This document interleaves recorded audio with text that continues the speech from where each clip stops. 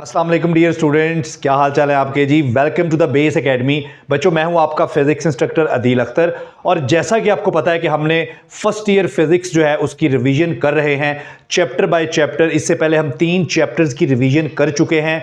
हम हर चैप्टर में से डिस्कस करते हैं कि analytical short question, topic by topic हम डिस्कस करते हैं कि एनालिटिकल शॉर्ट क्वेश्चंस किस तरह से बन सकते हैं। क्योंकि आपको पता है कि इस साल आपका जो पेपर है फर्स्ट ईयर का फिजिक्स का, उसमें 25% जो क्वेश्चन है वो एनालिटिकल होंगे। तो उस बुनियाद पर हम टॉपिक टू टॉपिक डिस्कस करते हैं कि भाई यहाँ से शॉर्ट क्वेश्चन किस तरह से बन सकते हैं। एक आइडिया आपको उससे हो जाता है। कुछ पास पेपर शॉर्ट क्वेश्चन भी हम डिस्कस करते हैं जिससे आपकी तैयारी जो है वो ज़बरदस्त हो जाएगी। और याद रखें, एक तो ये तरीका है कि आपको कह दिया जाए कि जी ये एक गेस्ट पेपर है और इसमें जनाब ये 10 सवाल हैं और आप ये कर लें और आपके इतने नंबर आ जाएंगे। देखें, कभी भी इस तरह से आप मैक्सिमम नंबर नहीं हासिल कर सकते। बच्चे हमेशा शॉर्टकट को पसंद करते हैं, ठीक है। लेकिन मैं आपको बता दूं कि जब एनालिटिकल क्वेश्चंस आ गए हैं पेपर में 25% एमसीक्यूज भी और शॉर्ट क्वेश्चंस भी, तो आप कभी भी गेस नहीं मार सकते। आपको समझना होगा कि एनालिटिकल क्वेश्चन बनता कैसे है। इसलिए कोशिश करें कि इस वीडियो को पूरा देखें, गौर से देखें, आपको एक बेहतरीन आइडिया मिलेगा। हम क्वेश्चन बना के डिस्कस करेंगे कि एनालिटिकल क्वेश्चन असल में होते कैसे हैं, ठीक है। तो इसलिए अगर तो फिजिक्स में अच्छे नंबर लेने हैं तो फिर आप किसी भी शॉर्टकट के पीछे ना भागें, क्योंकि ऐसा ना हो कि आप शॉर्टकट के पीछे भागें और पेपर वाले दिन फिर आप बैठे हो और आपको समझ ना आ रही हो कि ये क्वेश्चन कहां से आ गया, ठीक है। उसके साथ साथ हम डिस्कस करेंगे एमसीक्यूज भी और लॉन्ग क्वेश्चन का आइडिया भी मैं आपको दूंगा। तो पिछले जो 3 चैप्टर्स हैं हमारे, chapter by chapter, her chapter की अलग वीडियो है। उस वीडियो का लिंक डिस्क्रिप्शन में है, देख लीजिएगा वहां से पिछली वीडियोस भी। और इसके अलावा पूरी जो बुक है फर्स्ट ईयर की, कंप्लीट बुक फिजिक्स की, तमाम उसके वीडियो लेक्चर्स वो भी हमारे चैनल पर पहले से अपलोड हो चुके हैं। उनकी एक ही प्लेलिस्ट बना दी है पूरी फर्स्ट ईयर की, वो प्लेलिस्ट भी डिस्क्रिप्शन में मौजूद है, वहां से देख लीजिएगा। तो आपका टाइम जाया किए बगैर चलते हैं हम कंप्यूटर स्क्रीन की तरफ और वहां पर जाकर हम topic by topic short question, MCQs और लॉन्ग क्वेश्चन डिस्कस करेंगे। आज हमारा जो चैप्टर है वो चैप्टर नंबर 4 है। तो चलिए चलते हैं। अस्सलाम वालेकुम जी। तो बच्चों, हम आ गए हैं जी कंप्यूटर स्क्रीन के ऊपर। तो एनालिटिकल क्वेश्चंस हम डिस्कस करेंगे topic by topic, short question. देखें, एक्सरसाइज के क्वेश्चंस तो आपको करने ही करने हैं, लेकिन याद रखें कि सिर्फ एक्सरसाइज के क्वेश्चन कर लेने से आपके शॉर्ट क्वेश्चन ना तो कंप्लीट होंगे और ना आप मैक्सिमम नंबर ले पाएंगे। तो ज़रूरी है कि एनालिटिकल क्वेश्चंस को भी डिस्कस किया जाए। उससे एक तो फ़ायदा होगा कि आपके शॉर्ट क्वेश्चन पूरे हो जाएंगे, दूसरा आपको एमसीक्यूज़ की समझ आ जाएगी कि अच्छा यार एमसीक्यूज़ किस तरह से बनते हैं। तो चलें जी, स्टार्ट कर लेते हैं जी। हमारे पास चौथे चैप्टर में जो सबसे पहला टॉपिक है work done bye constant force, और उसके साथ हमने वेरिएबल फोर्स दोनों को इकट्ठा कर लिया, ठीक है। इसमें जो शॉर्ट क्वेश्चन पास पेपर में भी कुछ बन के आए हैं, मैंने वो भी लिए हैं ताकि आपको आइडिया हो। कुछ नए क्वेश्चन भी हैं। What is work done bye constant force, ये शॉर्ट क्वेश्चन बन सकता है। Constant force, work done bye constant force क्या होता है? जाहिर बात है कि इसमें आप डिफ़ाइन करेंगे, एक तो आप इसमें इसको डिफ़ाइन करेंगे वर्क को, ठीक है। जब डिफ़ाइन करते हैं तो साथ फार्मूला वगैरह भी लिख देते हैं, ठीक है। और थोड़ी बहुत कोई एग्जाम्पल भी अगर टाइम हो तो दे दें। उसके बाद ये क्वेश्चन पहले भी आ चुका है, दोबारा भी पूछा जा सकता है। व्हाट इज़ नेगेटिव वर्क, ठीक है। ये मुख्तलिफ तरीक़ों से पूछा जाता है कि नेगेटिव वर्क क्या है, उसको ज़रा एक्सप्लेन करें। या शो दैट, यही क्वेश्चन दूसरे तरीके से पूछा जा सकता है, show that work done bye frictional force is negative, ठीक है। अब ये कंबाइन भी हो सकता है कि नेगेटिव वर्क क्या है और ये शो करें कि फ्रिक्शनल फोर्स का जो वर्क है वो नेगेटिव होता है। इसके अलावा ये शॉर्ट क्वेश्चन बन सकता है कि किस एंगल पे कितना वर्क होता है, मैक्सिमम वर्क कब होता है, मिनिमम वर्क कब होता है, किस एंगल पे कितना वर्क होता है। उसके बाद वर्क का जो यूनिट है जूल, ठीक है, इसकी डेफिनेशन आ सकती है शॉर्ट क्वेश्चन में, ठीक है। जो हमारा अगला टॉपिक है work done by variable force, उसमें आ सकता है how can we calculate work done by variable force. इसके अलावा मैं आपको बता दूं कि आपकी बुक पे जो साइड इंफॉर्मेशन होती है, उस साइड इंफॉर्मेशन को लाजमी आप देखिएगा, क्योंकि वहाँ से अक्सर एमसीक्यूज़ और शॉर्ट क्वेश्चन बन जाते होते हैं, ठीक है। इसलिए इसके साथ साथ मैंने साइड इंफॉर्मेशन को यहाँ पर शामिल नहीं किया, लेकिन मैं आपको सजेस्ट कर रहा हूँ कि उसको भी आप लाजमी देखिएगा। उसके बाद हमारे पास आ गया जी work done by gravitational field, ठीक है। ये जो work done by gravitational field है, ये एक इंपॉर्टेंट लॉन्ग क्वेश्चन भी है। हम इंपॉर्टेंट लॉन्ग क्वेश्चन ऐसे लॉन्ग क्वेश्चन को कहते हैं जो अक्सर आगे पीछे भी रिपीट हो चुके हैं, यानी कि ऐसे क्वेश्चन जो आम तौर पे पेपर में एज अ लॉन्ग पहले भी आ चुके होते हैं, ठीक है। ऐसे क्वेश्चंस जो रिपीटेड क्वेश्चंस हैं। तो ये जो work done by gravitational field है, ये भी एक रिपीटेड लॉन्ग क्वेश्चन है। आगे चल के हम इसको डिस्कस भी करेंगे कि ये किस किस तरह से पेपर में मुख्तलिफ तरह से इसकी स्टेटमेंट बदल बदल के ये आता है, ठीक है। अब यहाँ से शॉर्ट क्या बन सकते हैं, एक तो व्हाट इज़ कंजर्वेटिव फील्ड क्या है, इसकी दो एग्जांपल्स दें, या ये भी आ सकता है कि डिफरेंशिएट करें कंजर्वेटिव फील्ड में और नॉन कंजर्वेटिव फील्ड में, कंजर्वेटिव फील्ड में और नॉन कंजर्वेटिव फील्ड में क्या फ़र्क होता है।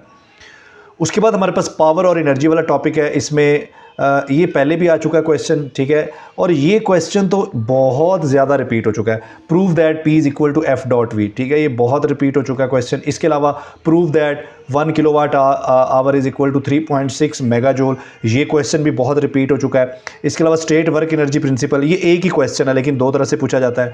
एक तो ये स्टेट वर्क एनर्जी प्रिंसिपल, आपने उसको सिंपली डिफाइन करना है। जब आपने उसको डिफाइन करना है तो एंड पे आपने ये भी लिखना है कि work done is equal to change in kinetic energy, ठीक है। या ये क्वेश्चन दूसरी तरह से भी आता है, prove that work done is equal to change in kinetic energy, इसको आपने प्रूव करना है, ठीक है। इसके अलावा यहाँ पर what is meant by kilowatt hour को डिफाइन करें, ठीक है, ये डेफिनेशन शॉर्ट क्वेश्चन में पूछी जा सकती है। उसके बाद हमारे पास आगे आता है जी एब्सोल्यूट ग्रेविटेशनल पोटेंशियल एनर्जी, इसकी डेफिनेशन शॉर्ट क्वेश्चन में पहले भी पूछी जा चुकी है। इसी तरह से इसमें जो इसका जो फार्मूला हम ड्राइव करते हैं एंड में हमारे पास आता है जी -GMM/R। इसमें ये जो नेगेटिव साइन है ये क्यों आता है, इसकी क्या सिग्निफिकेंस है, इसका आंसर भी इस टॉपिक का जो आखिरी पैराग्राफ है उसमें इसका आंसर भी लिखा हुआ है कि ये नेगेटिव साइन क्यों आता है, तो ये भी एक शॉर्ट क्वेश्चन बन के आ सकता है। उसके अलावा एस्केप वेलोसिटी, ठीक है, एस्केप वेलोसिटी पहले भी शॉर्ट क्वेश्चन इसमें पूछा गया कि एस्केप वेलोसिटी क्या है, इसको डिफाइन करें। मैंने पहले भी कहा था कि जब आप किसी चीज़ की डेफिनेशन आती है तो डिफाइन करने के साथ साथ उसका फार्मूला पूछा गया हो या ना पूछा गया हो, आपने उसको ज़रूर लिख देना है और एग्जांपल भी आपने दे देनी। जैसे कि आप एग्जांपल दे सकते हैं कि अर्थ की जो एस्केप स्पीड है वो ये है, मून की ये है, ठीक है जी, दूसरे किसी प्लेनेट की ये है। इसके अलावा यहाँ पर जो साइड इन्फॉर्मेशन है इस टॉपिक के साथ, यहाँ पर एक साइड इन्फॉर्मेशन है और वहाँ पर मुख्तलिफ जो प्लैनेट्स हैं उनकी स्केप स्पीड्स लिखी हुई हैं, वो आप MCQs के लिए उसको देख लीजिएगा।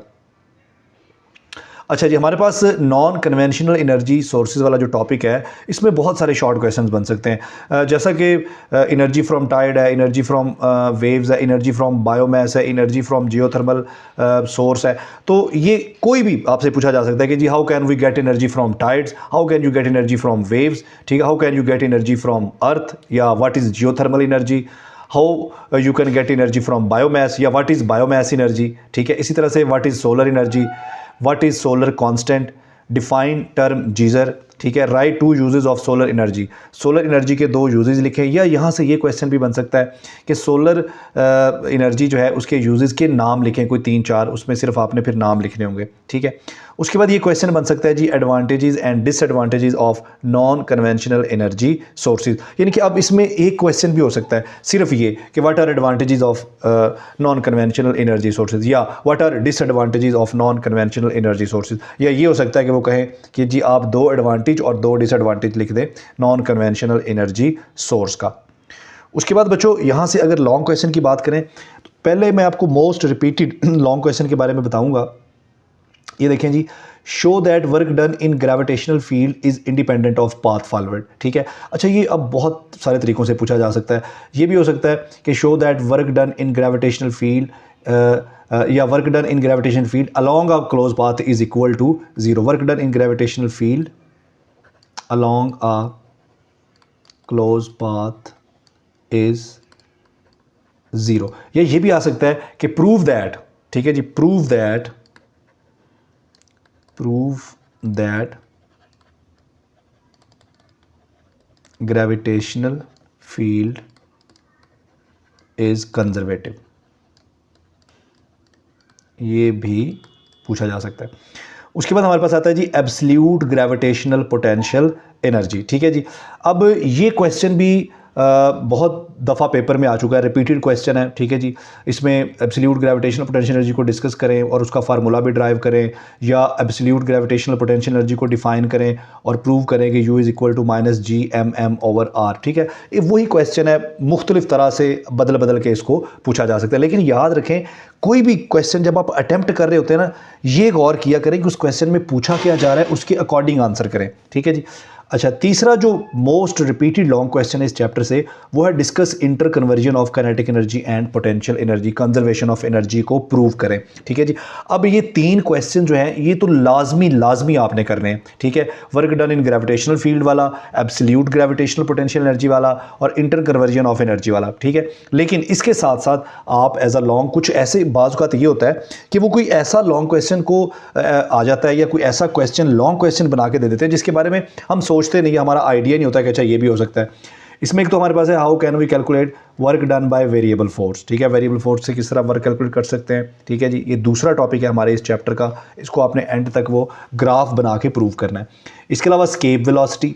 ठीक है, discuss non conventional energy sources. अच्छा, अब इसमें नॉन कन्वेंशनल एनर्जी सोर्सेज बहुत सारे हैं। ठीक है, या तो वो कोई आपको नाम लिख के दे देंगे कि भाई ये वाले नॉन कन्वेंशनल एनर्जी सोर्सेज को डिस्कस करें, या ये हो सकता है कि वो कहेंगे जी कोई से भी आप 2, 3 या 4 लॉन्ग क्वेश्चन का जो साइज़ होता है उसके साइज़ के मुताबिक वो आपसे कह दें कि जी 2 या 3 आप डिस्कस कर दें नॉन कन्वेंशनल एनर्जी सोर्सेज, आपकी मर्ज़ी पे उसको छोड़ दें। ठीक है, या वो खुद बता दें कि जी ये 2 या 3 जो है, ज़्यादातर यही होगा कि 2 वो कहेंगे कि जी इनको डिस्कस कर दें, क्योंकि इतना टाइम नहीं होता कि आप इतना लंबा लॉन्ग क्वेश्चन जो है वो अटैम्प्ट करें।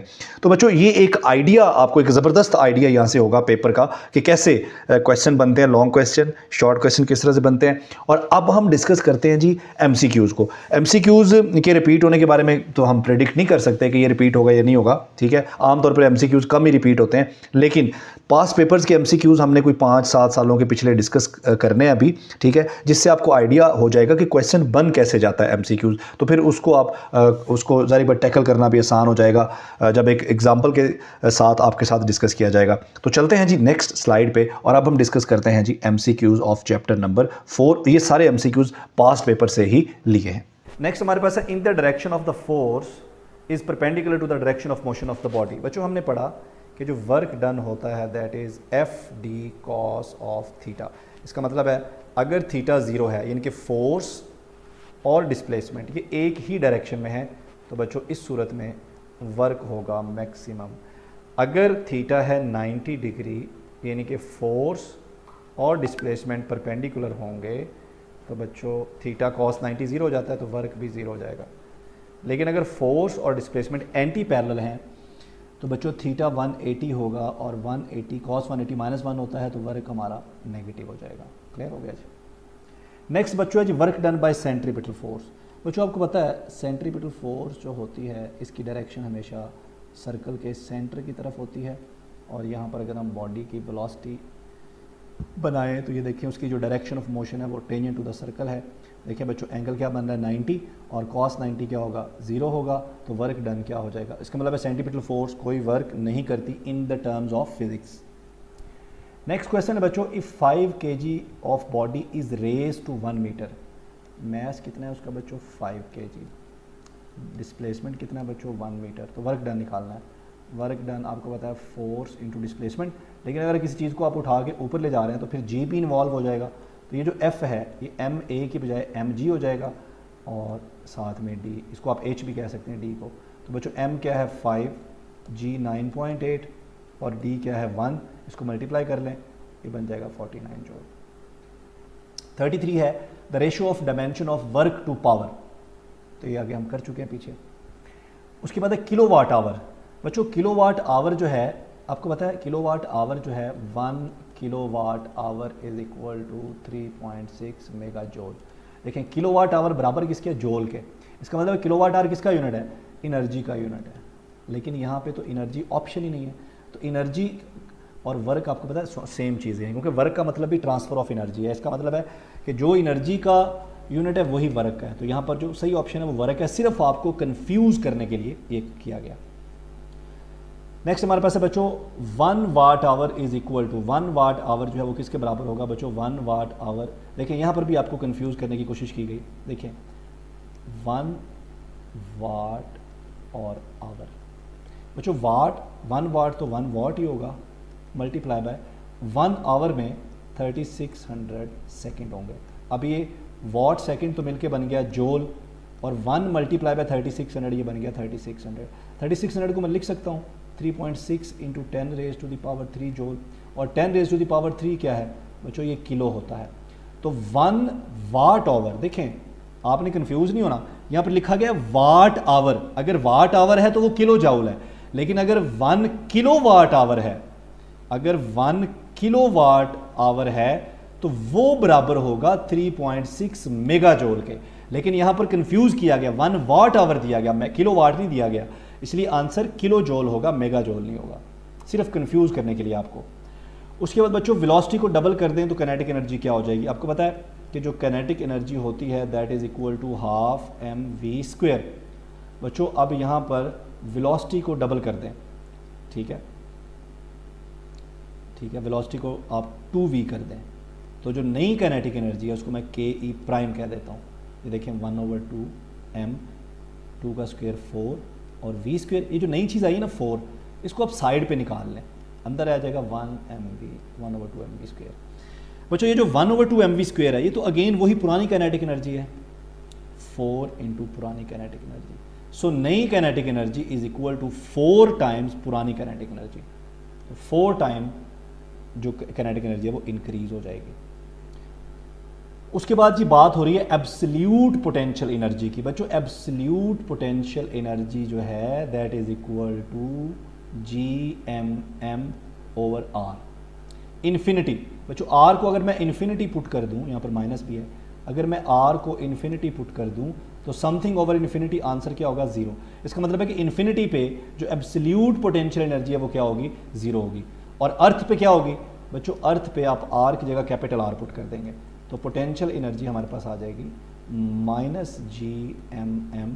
-Gmm/r। इसका मतलब है कि पोटेंशियल एनर्जी जो है on the surface of earth minimum होगी, ठीक है, और जो जो ये r बढ़ेगा तो पोटेंशियल एनर्जी भी उसके साथ साथ बढ़ेगी। इसका मतलब जब आप ये अगर हमारी ग्राउंड है, अर्थ है, तो ज़मीन से आप जब भी ऊपर की तरफ जाते हैं तो पोटेंशियल एनर्जी में जो चेंज आता है वो चेंज हमेशा पॉजिटिव होता है, यानी कि पोटेंशियल एनर्जी हमेशा इंक्रीज होती है। नेक्स्ट क्वेश्चन है बच्चों the ratio of orbital and escape velocity. बच्चों जो ऑर्बिटल वेलोसिटी होती है आपको पता है orbital velocity is equal to √gr और एस्केप स्पीड जो है that is equal to √2gr। इन दोनों की रेशियो निकालनी है, orbital speed over escape speed, ठीक है, ऑर्बिटल स्पीड है gr divided by 2gr, gr से gr कैंसिल, बच्चों ये बच गया 1/√2। ये वाला ऑप्शन जो है ये हमारा ठीक है। तो इसके साथ ही बच्चों पहला वीडियो जो है हमारा MCQs का यहाँ पर कंप्लीट हो गया। इसकी फ़ाइल आप डाउनलोड कर सकते हैं, डिस्क्रिप्शन में लिंक दे दिया जाएगा, कमेंट्स में भी दे दिया जाएगा। इंशाल्लाह नेक्स्ट वीडियो में हम अगले 4 चैप्टर्स को कवर करेंगे और फिर थर्ड वीडियो में हम इसको कंप्लीट कर देंगे। उसके बाद हम डिस्कस करेंगे बच्चों इंपॉर्टेंट शॉर्ट क्वेश्चन और इंपॉर्टेंट लॉन्ग क्वेश्चन। तो इंशाल्लाह मिलते हैं नेक्स्ट वीडियो में। थैंक यू, अल्लाह हाफिज़।